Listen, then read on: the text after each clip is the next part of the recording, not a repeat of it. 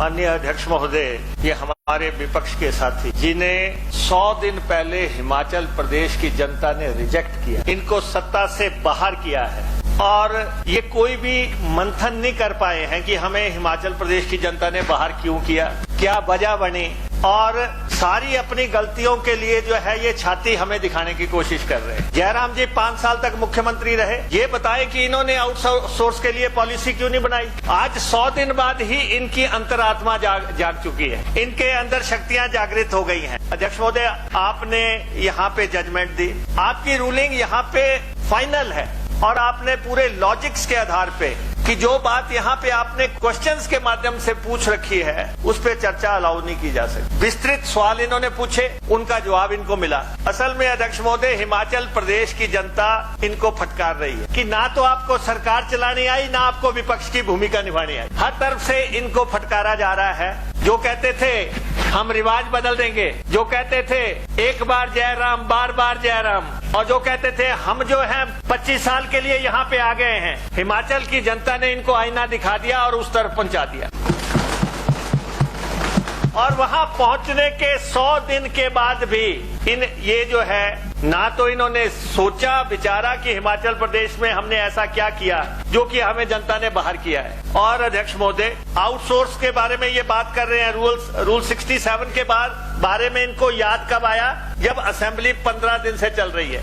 इनको पहले दिन याद नहीं आया। 67 किस परिस्थिति में लगाया जाता है, जब कोई बहुत ही महत्वपूर्ण विषय आ जाए और सारा काम काज ठप करके उस विषय को लेना पड़े। लेकिन ना तो इनको आपके किसी निर्देश की जो सम्मान करने की बात है, ना ही आउटसोर्स के बारे में अध्यक्ष महोदय हमारी सरकार ने सोचा। मुख्यमंत्री जी ने आउटसोर्स कर्मचारियों की दिहाड़ी इसी बजट में 750 रुपए बढ़ाई है, इसी बजट में 750 रुपए बढ़ाई है। माननीय हर्षवर्धन चौहान जी की अध्यक्षता में कमेटी बनी है रोजगार की, जो कि इन सब विषयों को देख रही है और जल्द ही इनकी रिपोर्ट भी आ जाएगी। आउटसोर्स कर्मचारियों को ऐसा सरकार ने निकालने का कोई निर्देश भी जारी नहीं किया है, लेकिन कहीं कर्मचारियों का कॉन्ट्रैक्ट पूरा हो गया हो, समय अवधि उनकी पूरी हो गई हो, तो उसमें अगर कोई मामला सामने आया है तो वो अलग बात है। अध्यक्ष महोदय, नीतिगत मसला है, सरकार इस बारे में नीतिगत फैसला लेगी और कैबिनेट सब कमेटी की जो सिफारिशें हैं उसका हम इंतजार कर रहे हैं। और एक बात मैं जरूर कह देना चाहता हूँ अध्यक्ष महोदय, जाते जाते इन्होंने कैबिनेट सब कमेटी बनाई, पहले सालों में नहीं बनाई। और जो क्लीन वेज जो एक संस्था बना रखी थी उसको 40 करोड़ रुपया दिया इन्होंने, 40 करोड़ रुपया दिया। और ये मैं इस सदन को आश्वस्त करना चाहता हूँ कि उस संस्था के माध्यम से जो भी गड़बड़ियां हुई हैं उसकी जांच करवाई जाएगी, उसकी जांच करवाई जाएगी कि किस ढंग से आपने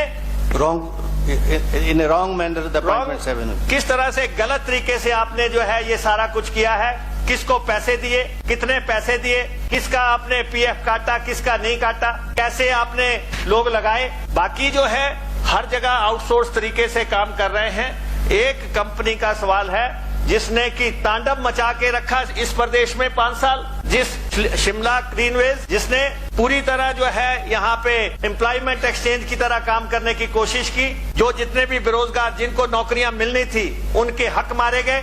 हमने अब उसी डिपार्टमेंट में 5000 नौकरियां क्रिएट कर दी हैं। हम उसको विधिवत सही तरीके से लोगों का चयन करके लोगों को नौकरी पे लगाएंगे। ये मैं कहना चाहता हूँ, ये रचनात्मक विपक्ष की भूमिका निभा नहीं पा रहे हैं, बहुत परेशान लोग हैं। इनको मैं फिर से कहता हूँ, 5 साल लंबा सफर है, नारे लगा लगा के थक जाओगे। ये सरकार वो करेगी, इनकी डिक्टेट्स पे काम नहीं होगा, राजनीतिक इच्छा शक्ति के मुताबिक जो है ये सरकार काम करना जानती है और काम करेगी। राजनीतिक आधार पर नियुक्तियां रद्द होंगी, ये बोलो सप्लीमेंट्री। ये तो अध्यक्ष महोदय।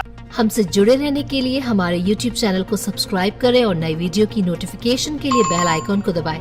अगर आप ये वीडियो Facebook पर देख रहे हैं तो लाइक जरूर करें और ज्यादा से ज्यादा शेयर करें। इसी तरह के और भी अपडेट्स के लिए फॉलो करें हमारा Instagram पेज himachal.kesri।